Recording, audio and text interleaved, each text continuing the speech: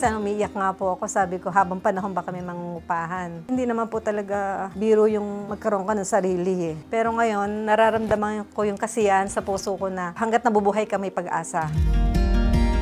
Masaya po. Natutuwa po kami mag-asawa. Sa po yung anak ko po. May sarili na po kaming bahay. At napakaganda po ng lugar.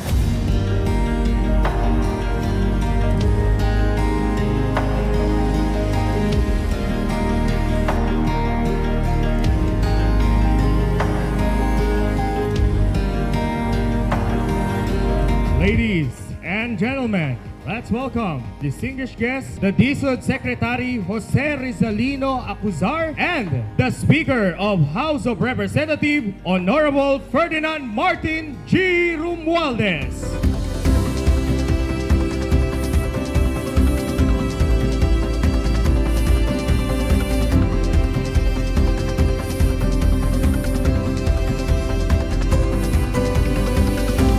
Country club living dito ah.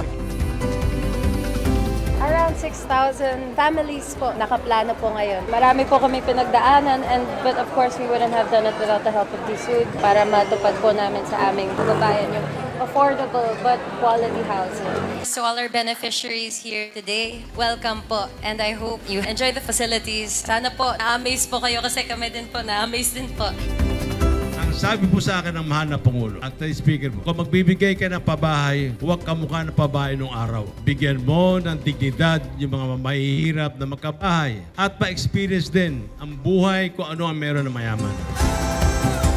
Ngayon po ay buong pagpapakumbabang na ipakita ng DSUD kasama ng ating Palayan City LGU. Kung ano na ang ating nagawa dito. May mga natapos na condominium building na pwedeng-pwede ng tira ng ating mga kababayan. Sa katunayan, may nakatira na po na beneficiaries at nag-enjoy na rin po sa ating amenities. At nakita ko yung mga plano, sabi ko, medyo may pagka-ambisyoso itong proyekto na to. Ayun, pagkatapos ng 2 taon, tapos na.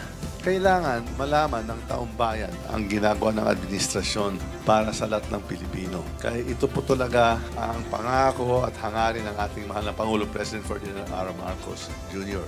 Lahat naman ng Pilipino, yan pala talagang hangarin eh. Na pag meron na kayong pamilya, kung meron kayong bahay, yun talagang pinaka-importante. Sa totoo lang po, nagulat talaga ako. Napakaganda at saka brand new talaga to. Tapos may Central Park pa kayo dito. Kaya kompleto talaga yung amenities dito.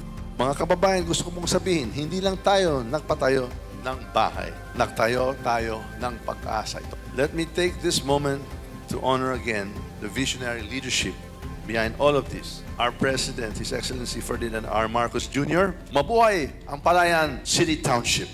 Mabuhay ang DSUD. Mabuhay ang sabay ng Pilipino. Maraming salamat po sa inyong lahat at magandang araw sa inyong lahat din.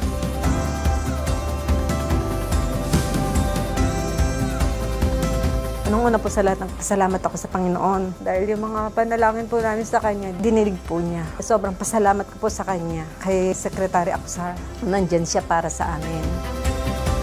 Kay Sir Speaker Martin Romualdez, maraming salamat po dahil po sa pinondohan niyo po itong project na to. Marami pong Pilipino ang matutulungan niyo.